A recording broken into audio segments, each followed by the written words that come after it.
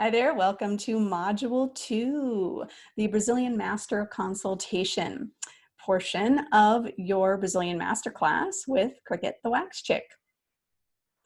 The consultation, I know I say this about everything, but it's really important because this is where you get to sit down with your client and have a conversation to determine if they are a good candidate to have a Brazilian wax. A lot of times I hear about and see people waxing just willy-nilly. They don't ask questions. They don't have the client fill out any paperwork. The client says, I want to book a Brazilian. They come in, they get waxed. And then there's consequences to that would not have happened ordinarily had the technician just simply sat down and gone through their consultation. So I'm going to share with you my consultation process. It's pretty much a 3-step process. But why do we do a consultation? We do a consultation so that we can determine if the client's a good candidate. We do it to put the client at ease, because the more information we can impart and the more we can educate to our client, the more they're going to trust us, the more comfortable they're going to feel about the service, whether they've had it before or not. Because you have to remember, a lot of times people have had Brazilians in other places that wasn't the best experience for them. So even though someone's had a Brazilian, doesn't mean it was a good experience. I like to say that the first time someone gets a Brazilian, that experience sets the tone for what they believe all Brazilians are supposed to be like, until they know differently. Now, my passion, my goal is to educate and empower you to be that person that someone gets the first Brazilian from, and it's awesome, it's comfortable, you make them feel comfortable, the hair removal part is great, you are able to communicate and educate and just be fabulous for your client so that they leave knowing that, dang, I had a great service, and it's going to be hard for them to find someone else who's going to give them the same service that you did. Super important to me to help and empower you to be able to do that for all of your clients. So that's why we do a consultation, to set expectations, to determine if they're a good candidate, and to put them at ease. The first part of every consultation is the assessment. Now, the assessment is usually done in the form of a client health history or a client consultation form, whatever you like to call it. And I will attach a PDF of my own client health history form that you can use for your own if you'd like, or take bits and pieces of it, make your own, and create something that's uniquely for your clients. So the assessment portion is going to ask many questions. The assessment is going to ask, you're gathering information. You want to get their name, their email, their cell phone number. You don't have to get their physical address necessarily unless you plan on sending out cards and things like that. These days, pretty much an email and a good cell phone number does the trick. But if you want to old school it, by all means, because I think that's coming back, actually, doing a little bit of old school marketing with maybe a birthday card or a thank you card, or just something because you thought of your client, which is super special. And people just love to be thought of, don't they? Everyone wants just to get something in the mail that says, oh, hey, I was just thinking of you. So it is a good idea to get that information if you're inclined to do so. Next on the form, you're going to ask some questions and you'll see all those questions in the form that's attached, but you're going to ask questions to get a feel for what the client's current situation is. Are they on any medications? Have they had any particular procedures done? Some people have laser hair removal in the Brazilian area. If someone's going through that process, you kind of need to know that. But mostly the medications are the important part, and any kind of maybe systemic sort of disease or inflammation might be good to know, so that you know what the medications are for. Sometimes clients don't know. So this is a good way to kind of figure that out if they have anything going on. And you can specifically ask that. The other thing that you want to put on your client health history is any potential side effects. It's kind of a disclaimer so that clients understand, these things can potentially happen. We want to do everything we can to avoid them, but things happen. Skin can be torn, bruised, lifted. They could be irritated. They could have they could have a, oh my gosh, bacterial reaction post-waxing. They could have a histamine reaction, which is kind of an allergic reaction, not necessarily to the skin. And that's something that you can learn about if you want more theory in my waxing theory course. But those are kind of some of the things that you can put as a disclaimer so that people might know that, oh, okay, this is normal, and then move on with their day. So that is the assessment portion. You're gathering information, you're assessing their contraindications, and you're letting them know, hey, these are some of the side effects that may happen after waxing, just to let you know. So once you have that assessment, then you can go on and proceed to the next step of your consultation, which is going to be the skin analysis. This is where we get to take a look at that skin.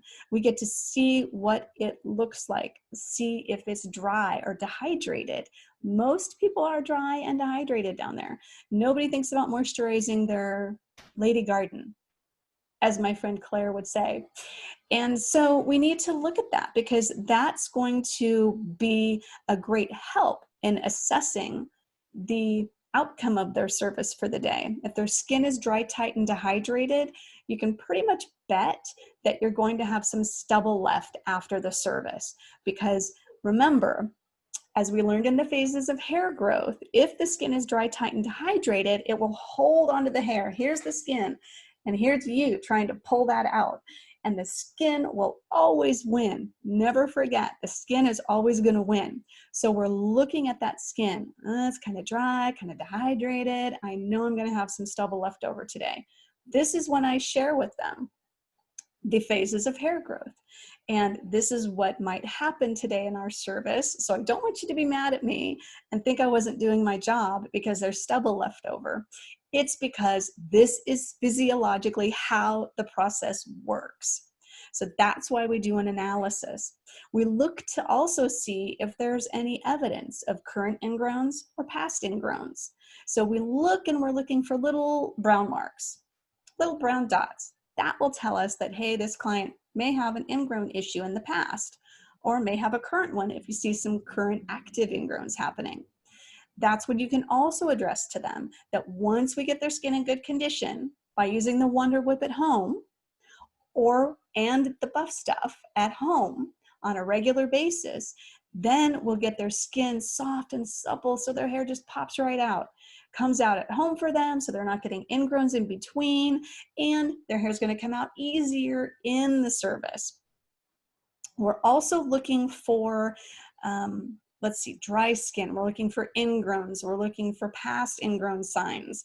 Those are primarily the things that we're looking for when we do an analysis, because we want to educate the client on future and what to expect at today's service.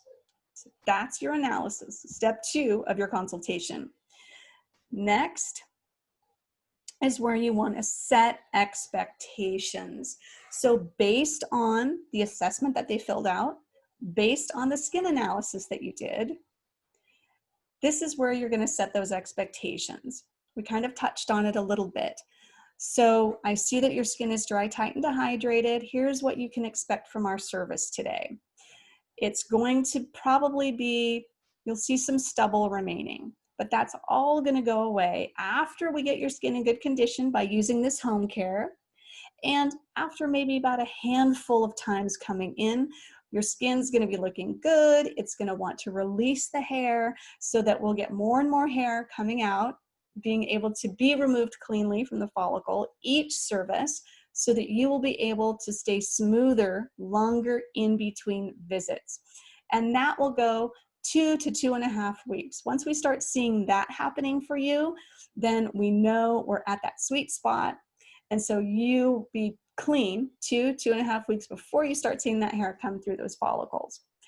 So that's how we want to set expectations. This is probably the most important part of a consultation, in my opinion, because if you don't tell the client what they should expect, because they're not mind readers. We as technicians know this. We should know this just by looking at the skin, just by hearing their already daily routine, or if someone's shaving every day, we know they've got 2 or 3 phases of hair growth in those follicles. That's got to have time to come out. We've got to have that time to remove those phases. And so we need to be able to communicate all of this to our clients.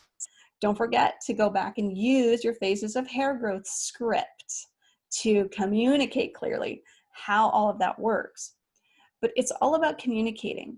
If we don't communicate, what's going to happen? They're going to go home. They're going to be like, oh my God, I feel stubble. Cricket did a horrible job. I thought she was supposed to be so awesome. I'm not going to go back to her again. And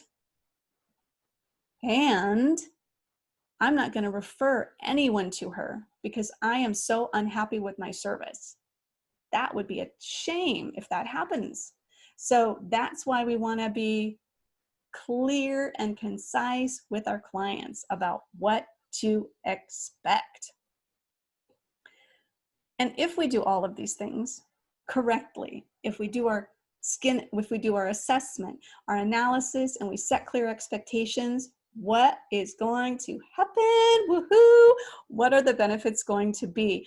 Our clients, as you can see here, are going to be happy and smiling and referring all of their friends to us. So that cuts down on our workload. We have them who love us, who love our work, out there talking about us, Facebooking about us, sharing their experiences online in many different ways, talking to their girlfriends at lunch, talking to their girlfriends over dinner. Oh my God, I had my first Brazilian with Cricket and it was awesome and you should totally go. She makes you feel so comfortable. She explains everything clearly and concisely, and I just really, really trust her. That is what you want your clients to be saying about you, feeling about you. So this is your Brazilian Master Consultation framework. I want you to feel empowered.